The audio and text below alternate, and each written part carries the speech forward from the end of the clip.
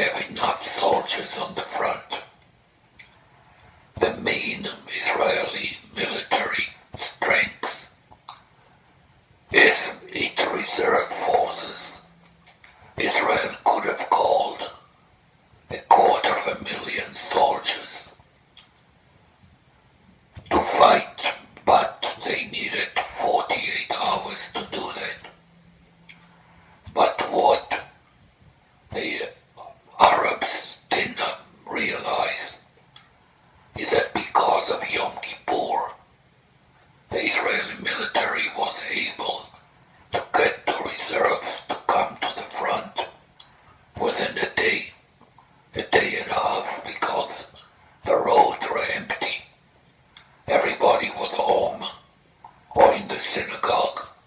Should they have done that war on any other date of the year calendar, the situation would have been much, much more serious.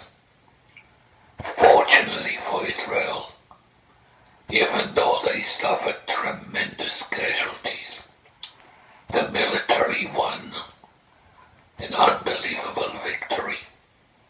We ended up at the outskirts of Cairo and Damascus, and the war, however, was regarded and is regarded until today as a disaster because of the tremendous amount of casualties for such a small nation.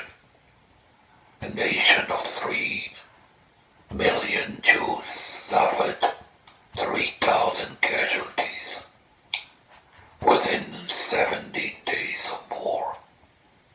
Almost every household knew somebody or suffered some kind of casualty.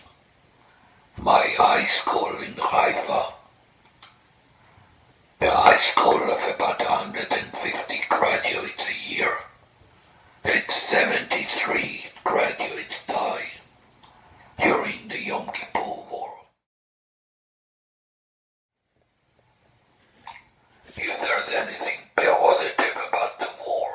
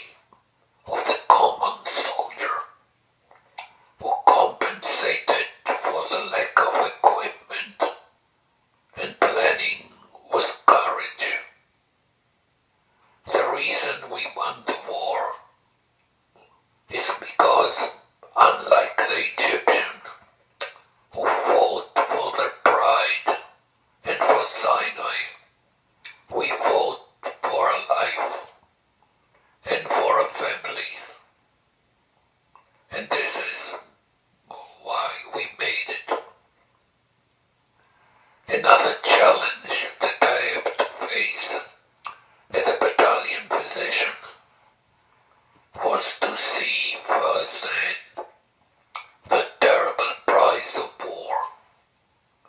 Unlike the common soldier who may see casualties and suffering, being in the medical profession, you get it all. I remember during the 6-Day War, where I was a medic in Jerusalem, I evacuated and took care of the soldiers and paratroopers who fought in the old city. And when we learned that the Western Wall was liberated, I couldn't feel euphoria or elation because I knew what a terrible price we paid, about 200 soldiers, in the fighting over Jerusalem and its surrounding. But during the Yom Kippur War, it was more personal because I knew the men who didn't make it, who died in my hand. And one event is etched in me that I can never forget.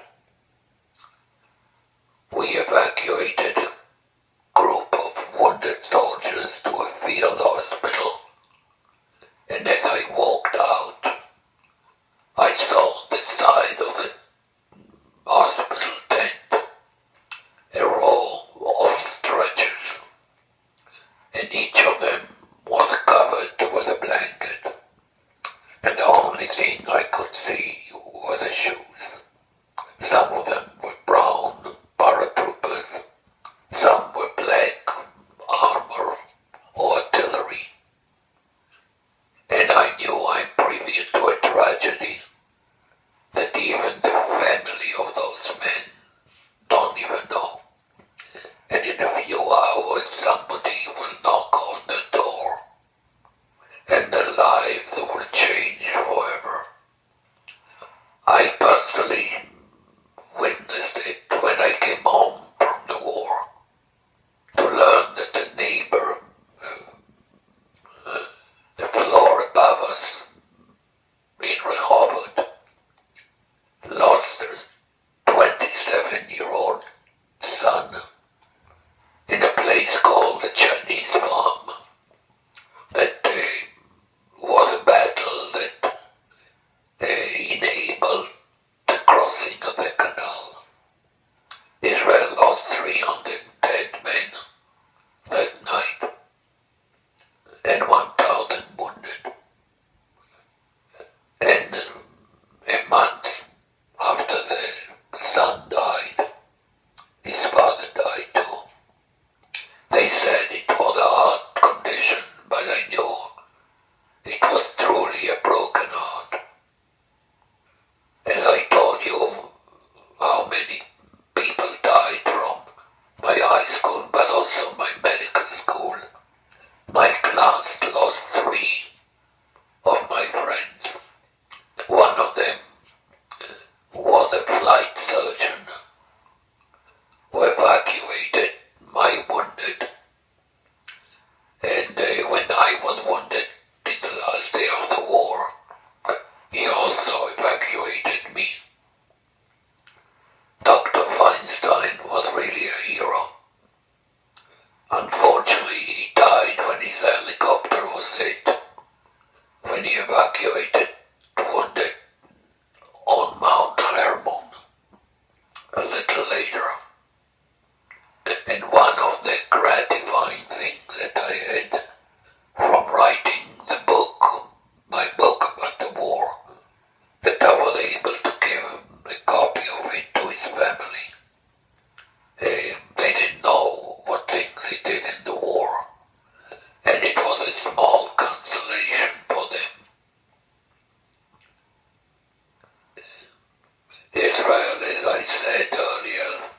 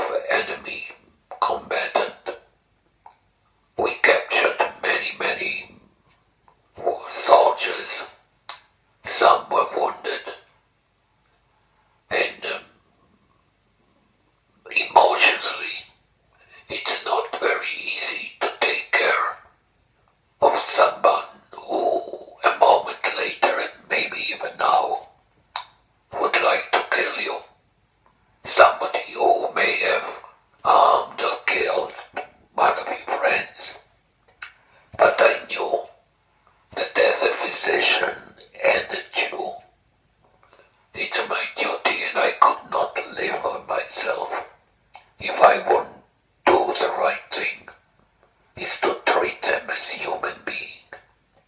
Because according to my value, every person, whether it's a friend or an enemy, is made in the image of God.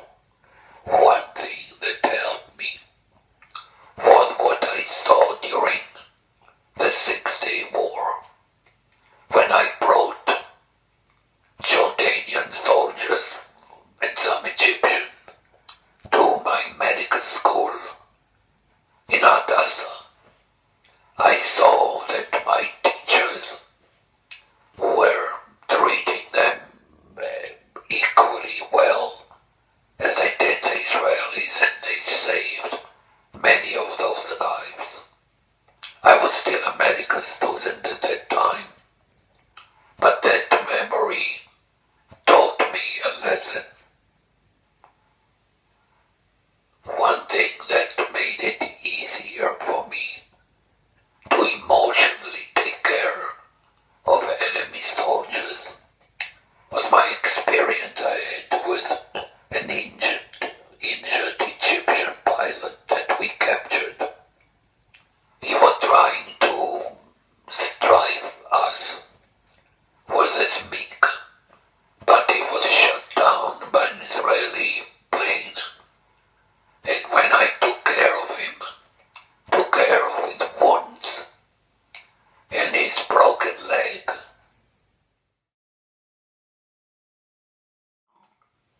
he turned to me and showed me a picture he took from his flight jacket of his wife and 2 little kids.